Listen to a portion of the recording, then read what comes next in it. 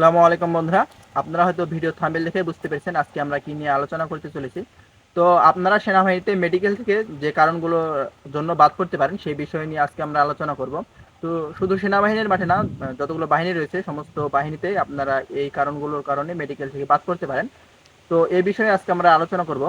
তো যারা আমাদের এই চ্যানেলটিতে নতুন রয়েছেন তারা অবশ্যই সাবস্ক্রাইব করবেন এবং লাইক দিয়ে ফুল কন্টিনিউ করার অনুরোধ রইল। আপনারা ভিডিওটি কেটে কেটে দেখলে আপনারা কিছুই বুঝতে পারবেন না, এর জন্য ভিডিওটি ফুল দেখার অনুরোধ রইল। আপনারা এই ভিডিওটি ফুল দেখলে আপনারা এখান থেকে প্রস্তুতি নিতে পারবেন এবং ধারণা করতে পারবেন যে আপনাদের কি প্রস্তুতি নেওয়ার প্রয়োজন আছে।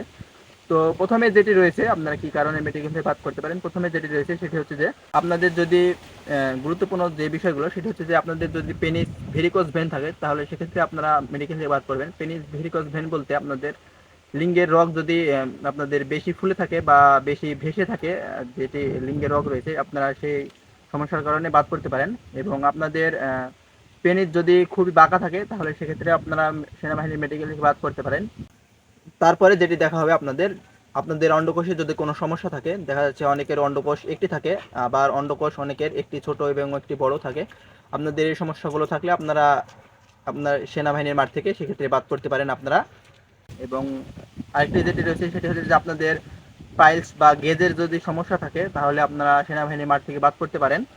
এবং তারপরে আপনাদের যে বিষয়গুলো দেখা হয় সেটি হচ্ছে যে আপনাদের আপনার পায়ের কুনি যদি কোনো সমস্যা থাকে তাহলে সেক্ষেত্রে আপনারা বাদ করতে পারেন।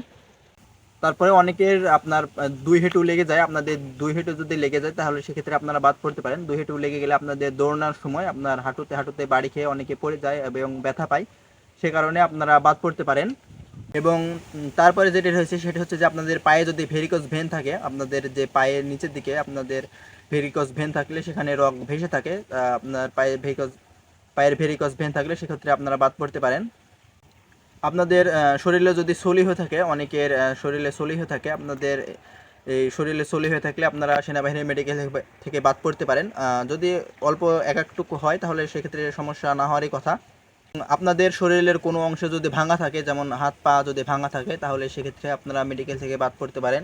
এবং তারপরে আপনাদের শরীরে যদি বেশি কাটাছেঁড়া থাকে তাহলে সেক্ষেত্রে আপনি সেনাবাহিনীর মেডিকেল থেকে বাদ পড়তে পারেন। অল্প যদি কাটাছেঁড়া থাকে তাহলে সেক্ষেত্রে কোনো সমস্যা না হওয়ারই কথা। আপনাদের চোখে যদি কোনো সমস্যা থাকে, দেখা যাচ্ছে চোখে কম দেখা বা চোখের যদি অস্বাভাবিক রং থাকে, যেমন দেখা যাচ্ছে বেশি সাদা সাদা যদি চোখ হয়ে থাকে তাহলে সেক্ষেত্রে আপনারা বাদ পড়তে পারেন। তারপরে আপনাদের মাথার চুল যদি বেশি পাকা থাকে তাহলে সেক্ষেত্রে আপনারা বাদ পড়তে পারেন। দু একটি পাকা চুল থাকলে সমস্যা না হওয়ারই কথা। তারপরে আপনাদের নাকের মাংসপেশি যদি বেশি বৃদ্ধি পায়, নাকের মাংসপেশি বলতে যেটি হচ্ছে যে পলিপাস, আপনাদের নাকে যদি পলিপাস থাকে তাহলে সেক্ষেত্রে আপনারা বাদ পড়তে পারেন। আপনাদের কানে যদি কোনো সমস্যা থাকে, দেখা যাচ্ছে কানে কম শোনা কিংবা কান পাকা, এই সমস্যাগুলো থাকলে আপনারা বাদ পড়তে পারেন। আপনাদের দাঁতে যদি কোনো সমস্যা থাকে, দাঁত আঁকা বাঁকা কিংবা দু তিনটি দাঁত যদি না থাকে তাহলে সেক্ষেত্রে আপনারা বাদ পড়তে পারেন। তবে দাঁতে যদি ক্যাপ পরানো থাকে তাহলে সেক্ষেত্রে কোনো সমস্যা না হওয়ারই কথা। তো আশা করা যাচ্ছে আপনাদের যদি এই সমস্যাগুলো না থাকে এবং আপনারা যদি মেডিকেলে ফিট থাকতে পারেন তাহলে আপনাদের সেনাবাহিনীতে 90% চাকরি হওয়ার সম্ভাবনা থাকে। কিংবা এই বিষয়গুলো সমস্ত বাহিনীতে এই বিষয়গুলো দেখা হয়। এবং যারা বিভিন্ন বাহিনীতে মাঠ করতে যাচ্ছেন কিংবা সেনাবাহিনীতে যোগ দিতে যাচ্ছেন তারা আপনারা প্রস্তুতি নিতে পারেন এখন থেকে, কিংবা আপনারা সকালে উঠে 2-3 কিলো দৌড়াদৌড়ি করতে পারেন। তো আমাদের এই ভিডিওটি যারা ফুল কন্টিনিউ করেছেন তাদেরকে অসংখ্য ধন্যবাদ। আমাদের এই ভিডিওটি এ পর্যন্ত, ধন্যবাদ সবাইকে।